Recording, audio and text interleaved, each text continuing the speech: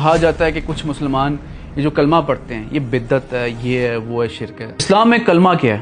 کلمہ آپ مجھے اگر قرآن سے ثابت کر دو میں آپ کو مان جاؤں گا۔ کلمہ وہ ہے کہ جو ہمارے نبی نے پڑھا، لا الہ الا اللہ، اور پھر اللہ نے اپنے محبوب کی گواہی ہم سے دلوائی جو ہم دوسری شہادت دیتے ہیں، محمد رسول اللہ علی ولی اللہ۔ سورہ مائدہ کی آیت نمبر 55 کہ جس کا مفہوم ہے کہ اللہ ولی، نبی ولی، وہ ولی کے جو حالت رکوع میں زکوٰۃ ادا کرے۔ پورا عالم اسلام اس روایت کو اوتھینٹک مانتا ہے۔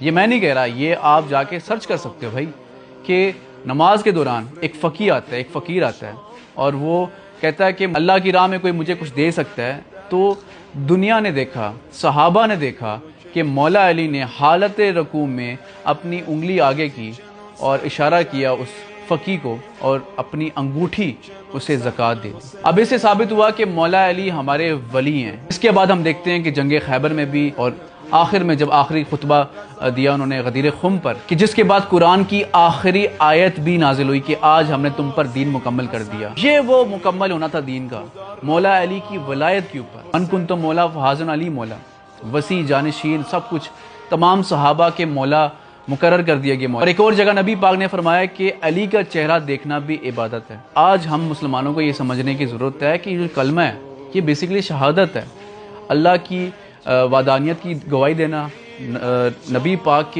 کی رسالت اور ان کی نبوت کا اقرار کرنا، اور پھر مولا علی کی ولایت کہ وہ اللہ کے ولی ہیں۔ ہم نے تو فل سٹاپ لگا دیا، ہم نے گنجائش ہی نہیں چھوڑی کہ نبی پاک کے بعد ولایت شروع ہو گئی ہے، ہم نے گنجائش چھوڑی ہی نہیں۔ آج قادیانی کیوں بنے ہیں؟